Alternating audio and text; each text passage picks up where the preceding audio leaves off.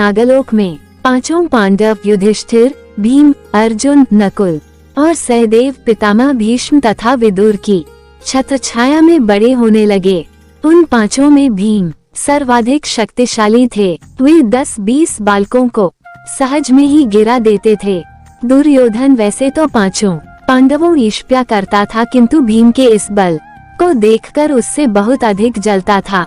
वह भीमसेन को किसी प्रकार मार डालने का उपाय सोचने लगा। इसके लिए उसने एक दिन युधिष्ठिर के समक्ष गंगा तट पर स्नान, भोजन तथा क्रीड़ा करने का प्रस्ताव रखा, जिसे युधिष्ठिर ने सहर्ष स्वीकार कर लिया। गंगा के तट पर दुर्योधन ने विविध प्रकार के व्यंजन तैयार करवाए। स्नान आदि के पश्चात जब सभी ने भोजन किया तो अवसर पाकर दुर्योधन ने भीम को विषयुक्त भोजन खिला दिया। भोजन के पश्चात सब बालक वहीं सो गए। भीम को विष के प्रभाव से मूर्छा आ गई। मूर्छित हुए भीम को दुर्योधन ने गंगा में डुबा दिया। मूर्छित अवस्था में ही भीम डूबते उतरते नागलोक में पहुंच गए। वहां पर उन्हें भयंकर विषधर नाग डसने लगे तथा विषधरों के विष के प्रभाव से भीम के शरीर के भीतर का विष नष्ट हो गया और वे सचेतावस्था में आ गए। चेतना लौट आने पर उन्होंने नागों को मारना आरंभ कर दिया और एक के पश्चात एक नाग मरने लगे। भीम के इस विनाश लीला को देखकर कुछ नाग भागकर अपने राजा वासुकी के पास पहुँचे और उन्हें समस्त घटना से अवगत कराया।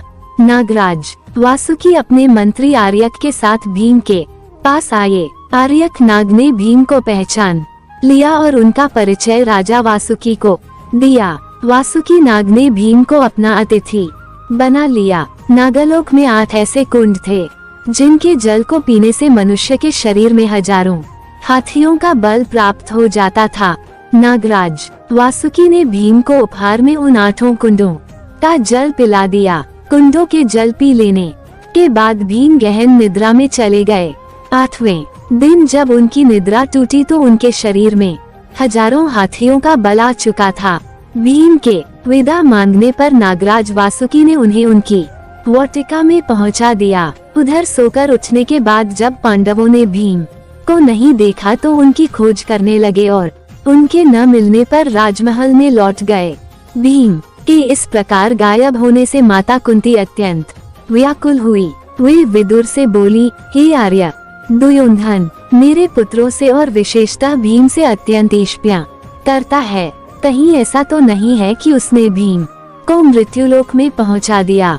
उत्तर में विदुर ने कहा, हे देवी आप चिंतित मत होइए। भीम की जन्म कुंडली के अनुसार वह दीर्घायु है तथा उसे अल्पायु में कोई भी नहीं मार सकता।